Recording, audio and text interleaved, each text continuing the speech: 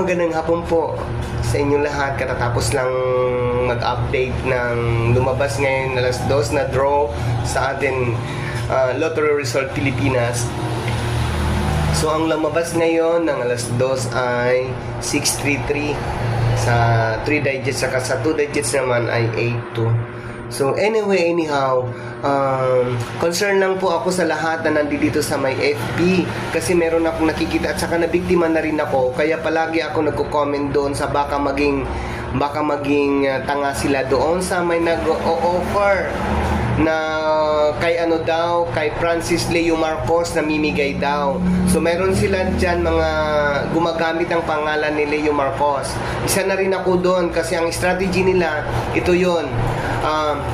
Ipa-privatize yung mga conversation ninyo, tapos hihingi sa iyo ng update, kukunin ang pangalan ninyo, kukunin ang death certificate ninyo, kukunin ang kung saan ka lugar nakatira, tapos i-update nila. Wala silang hunong sa ka-update oras-oras kung magkano na ba ang balance ng GCash ninyo. Alam nyo ba, dahil isa rin akong siyempre interesado rin ako kasi napanood ko yung kay Leo Marcos na mayroon daw mga kung ano-ano lang, may mga yung daw kasi alam naman natin si Leo Marcos ay matulungin, pero ginagamit lang ang pangalan niya sa mga ganitong klaseng ito, mga scammer yan ha. Please lang, mga nasa Facebook, wag kayong maniniwala dyan kasi nilimas nila yung GCash ko. Maliit lang naman ang laman ng GCash ko, pero panluloko din yun. Wala silang hinto sa kaka-update ninyo. At saka ito pa, paalala lang po ha, paalala po, tatanungin sa inyo, tatawag sa inyo, panay ang record nila sa inyo, i-share nila yung record, i-share nila yung conversation ninyo.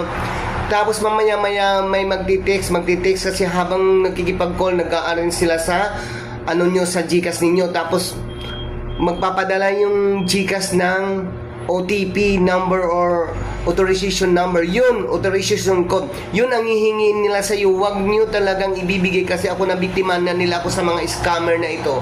Manluloko yan, ginagamit lang. Aywan ko kung ginagamit ba tayo ni Francis Leo Marcos o itong mga tao na to ang nanluloko kay Leo Marcos para tayo lokohin din, para sila magkapera.